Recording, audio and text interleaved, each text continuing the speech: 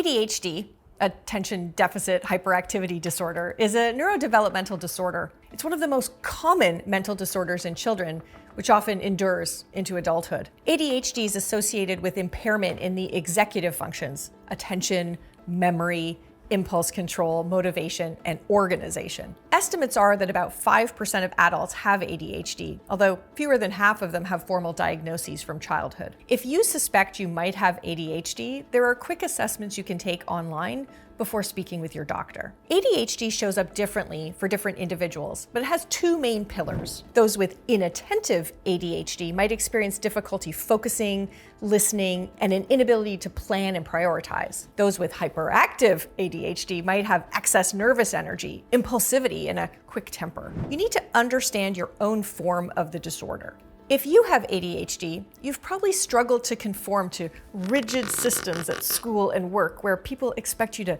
sit still for long periods, take responsibility for complex assignments, and work in teams where other people are unpredictable and frustrating. It's not surprising if you're feeling disheartened by the world's unsympathetic and misguided response to you. What can you do if you have ADHD in the workplace? Let's talk about your responsibility to set yourself up for success. First, understand what your workplace owes you. In the US, ADHD is protected under the Rehabilitation Act and the Americans with Disabilities Act. But to qualify for protection by those laws, you must disclose your disability to your employer. That's a choice you need to weigh. While sharing your condition will unlock accommodations, it can also bias how your employer views you and your potential. You might want to try managing your environment on your own before bringing your diagnosis into the workplace. Again, it's a choice with pros and cons. Now let's consider your responsibility to set yourself up for success. After all, it's a job and you're paid to get the job done.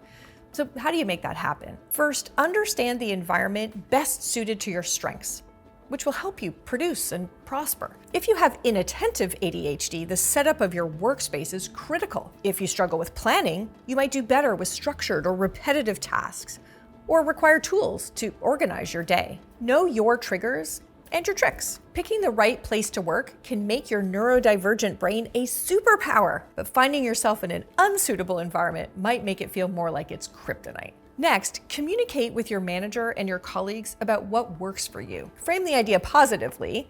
I find I work best when, or if we have a task like this, could you please? One client told me that his worst case scenario is when a teammate approaches him for a work discussion in the hallway. He explained that the distractions make it really hard for him to listen, and when he doesn't have his notebook with him, he's likely to forget what he agrees to do. We agreed that when this happens, he'd ask if they could step into a meeting room with a whiteboard or return to his desk where he had a place to capture his note. Your manager and your colleagues, they live in their own heads and realities.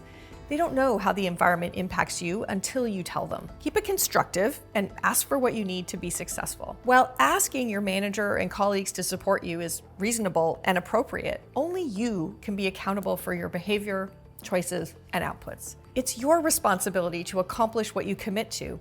And if ADHD makes that challenging, you need to find strategies to ensure you're set up for success rather than waiting to stumble. Don't commit to something you know you can't deliver. And if you are committing to something, specify what you need if you're going to deliver. Is there a concrete plan to help you stay on track? Who's managing the project, and do they know you work better with a series of small steps? Ask for the help and support you need, and schedule check-ins along the way so you can raise any concerns early while there's still time to remedy them. Finally, do your best to ensure that your challenges don't become a teammate's problem. If you aren't proactively managing your attention and planning, you might fail to deliver something that puts your colleague in a pinch. That's okay occasionally, but if it becomes a habit, you'll start to experience friction.